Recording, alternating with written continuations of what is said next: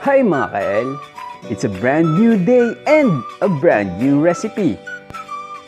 Ang ating prepare today ay pork and egg adobo, Pinoy style. So, ano pang hinihintay natin? Let's start cooking!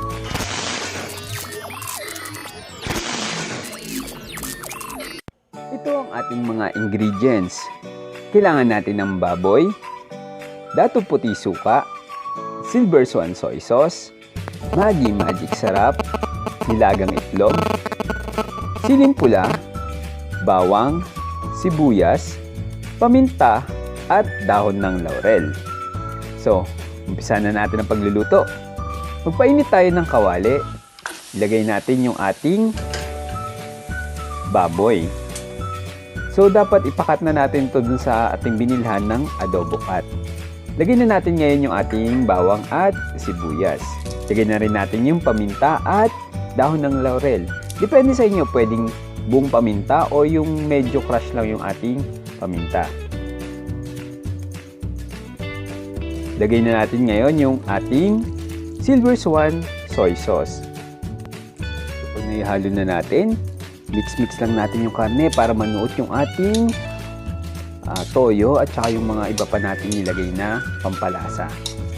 So mix lang natin mabuti mga ka-L para manuot yung ating lasa dun sa ating karne. At lalo pa itong mapasarap. Ngayon lang natin itong kumulo.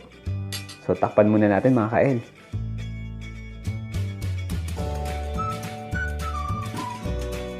So lang natin siyang kumulo. Yan, kumulo na yung ating niluluto mga ka-L. Ang bango no? Halo-haloin lang natin siya mga ka-L para naman hindi masunog yung ating sauce. Lagyan na natin ngayon yung dato puti suka. Kunti lang mga ka-L para lang mag-stabilize o hindi lang masyadong maging overpowered yung alat niya. So ayun, halo-haloin lang natin mga ka-L.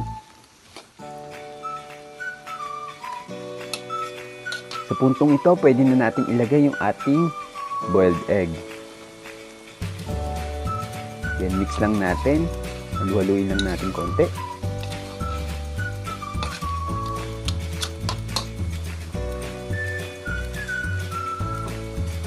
Lagay na natin yung ating siling pula para meron namang kagat ng spiciness yung ating luto. Saka natin ito takpan. So yun, gabot na ulit yung kulo at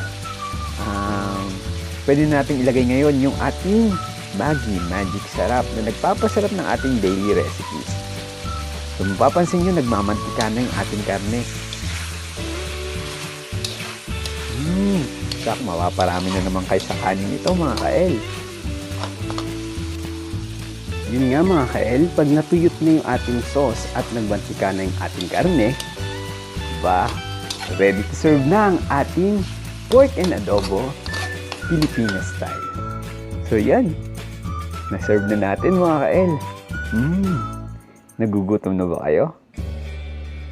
Tsak! Magugustuhan na naman ng inyong pamilya ang ating easy to cook recipe today.